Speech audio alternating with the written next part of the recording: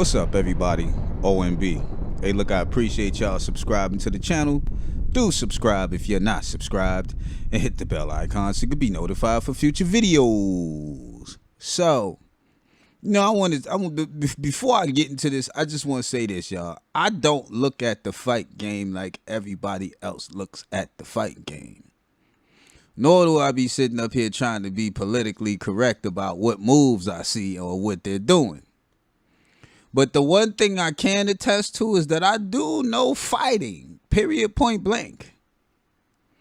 Because there's something that that's been bugging me for years, and I've been wanting to figure out how I'm gonna make a video about it. And then I said,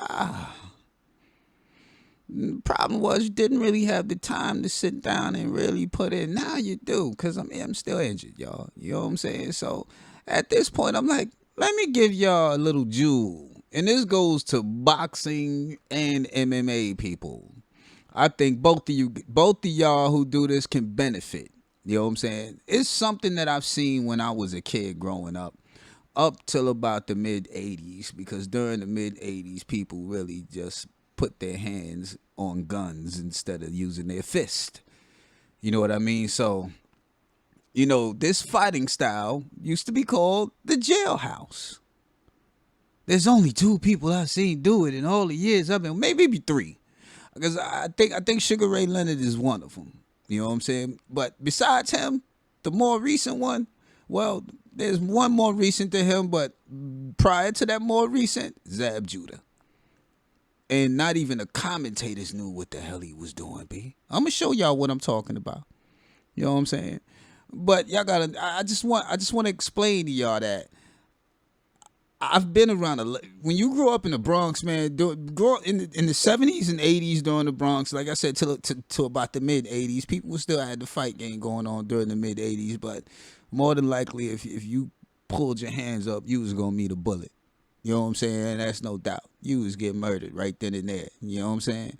So during those times when they were fighting, I've seen all kinds of fights, man. Right there in the streets. Right there in the streets of the Bronx. And fighting styles were there. You had people who did martial arts, but mostly boxing. But you did have the martial arts aspect. That was much more earlier.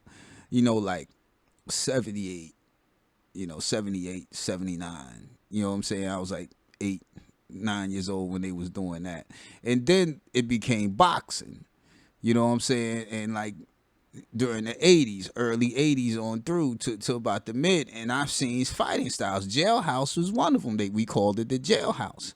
Now, there's an actual article on this, and it was called the Jailhouse Rock. So this article is by Wikipedia. It's called Jailhouse Rock Fighting Style. Jailhouse Rock, or JHR, is a name used to describe a collection of different fighting styles that have been practiced and or developed within U.S. penal institutions. The different regional styles of JHR vary but share a common emphasis on improvisation governed by a specific set of underlying principles. This is deep, y'all, because you got to know what you're doing. Anyway, some examples of the many styles of JHR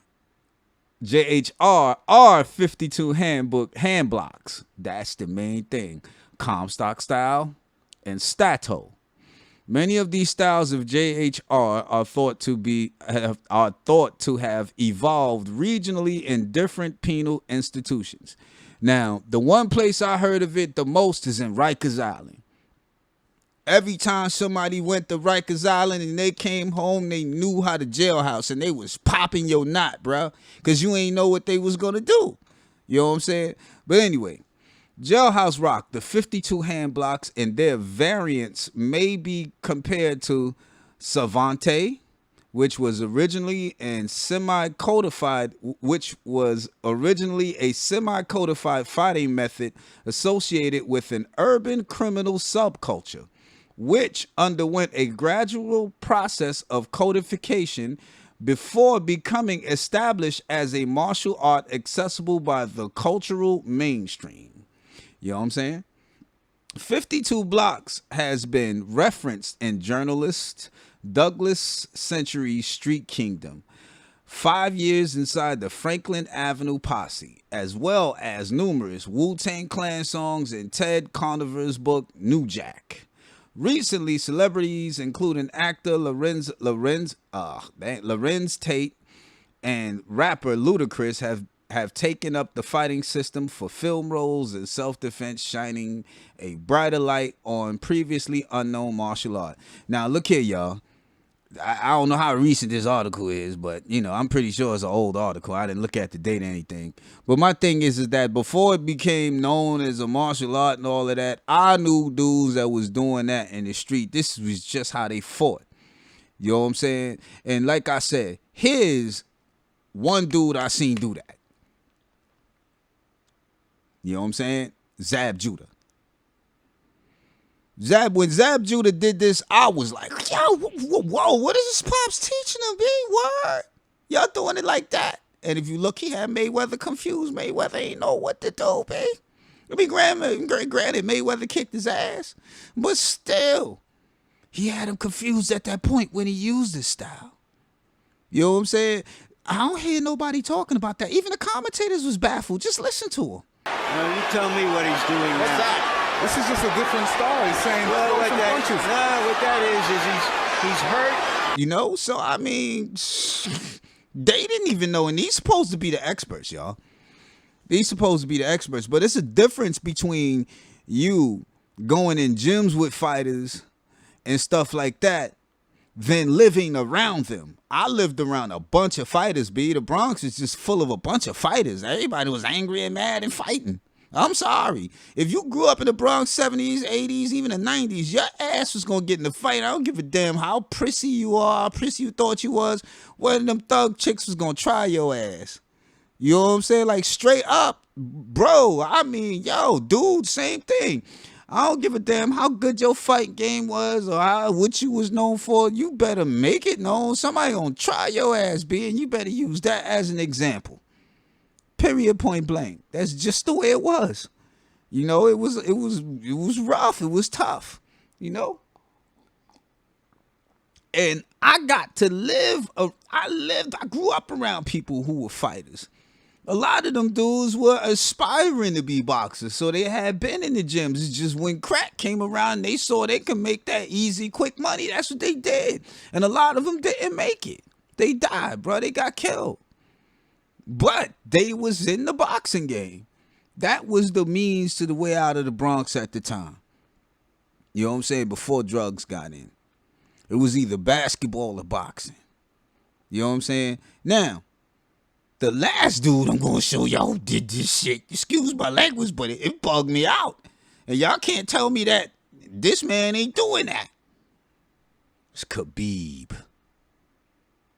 Check this shit out, y'all. He did a small variation of it, but he did it.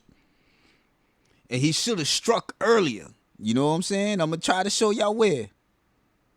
Like right here is where he should have struck. That would have caught him. But he waited a little bit too long. And yo, you know, all I gotta say is, yo, you know, I don't know about this. I ain't got. I just found out about this pop situation. You know what I'm saying? Sorry about him about that. But yo, what your pops was teaching you, B? Where? Who did he go talk to get you to do that move right there, bro? Come on, B. Come on, B. I don't know. I think this dude is full of tricks, B. You know what I'm saying? Once I seen that and I seen him do it, whoa, and I heard that they started training him with new techniques and stuff. Yo, people like Israel Adesanya, you need to look this up too, B. You need to add that to your arsenal, man. Add some of that Jailhouse Rock. OMB signing out. Peace.